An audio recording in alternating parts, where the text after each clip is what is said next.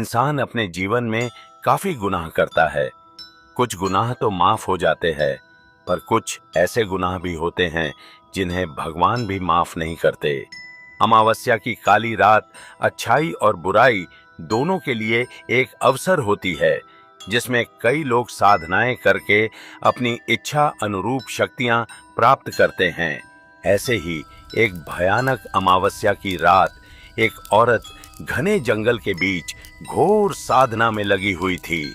जंगल के चारों तरफ भेड़ियों के चिल्लाने की आवाज आ रही थी, लेकिन बिना किसी से घबराए वह औरत अकेले मंत्रों के जाप के साथ आग जलाकर अपनी साधना कर रही थी।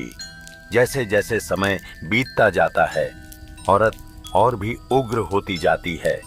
वह अपनी जगह से ऊपर उठने लगती है। उसके सामने की आग उसके साथ ही ऊपर उठती जा रही थी और देखते देखते आग की लपटें आसमान को छूने लगती हैं और वह औरत जमीन पर नीचे गिर जाती है और कुछ ही पलों में उठकर खड़ी हो जाती है। अमावस्या की काली रात के प्रभाव और तंत्र क्रियाओं की वजह से उसने रूहानी शक्तियां प्राप्त कर ली थीं और अब वह तैयार थी अपना प्रतिशोध लेने के लिए।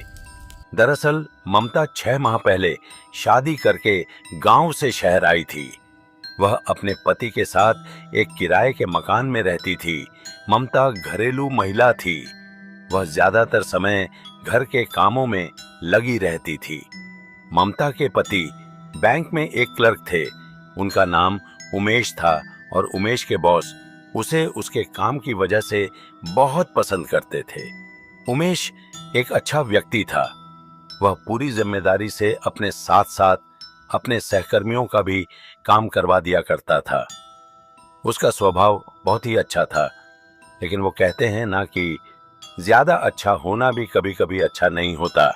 एक दिन उसके बॉस उसे अपने चेंबर में बुलाते हैं और कुछ पैसे देते हुए कहते हैं कि तुम्हारी नई नई शादी हुई है और तुम कहीं बाहर नहीं गए हो, जाओ अपने बीवी के साथ थोड़ा कहीं घूम आओ, काम तो चलता रहेगा।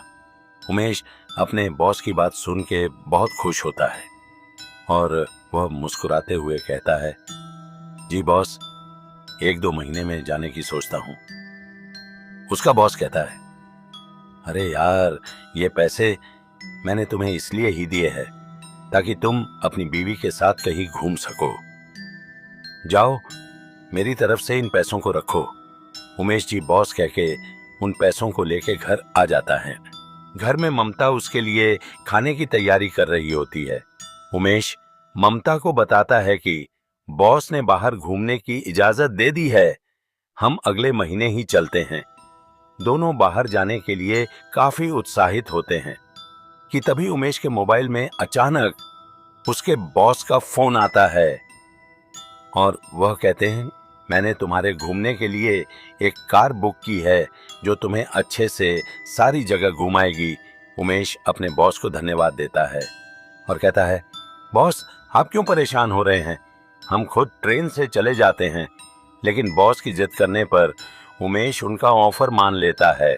आज के टाइम पर दोस्तों, कोई भी आपके ऊपर बिना मतलब के एहसान नहीं करता, तो उमेश का बॉस क्यों इतना उमेश के ऊपर मेहरबान था? क्या हुआ ममता और उमेश के साथ सफर में? क्यों ममता तंत्र मंत्र का सहारा ले रही हैं? जानने के लिए देखिए पार्ट 2।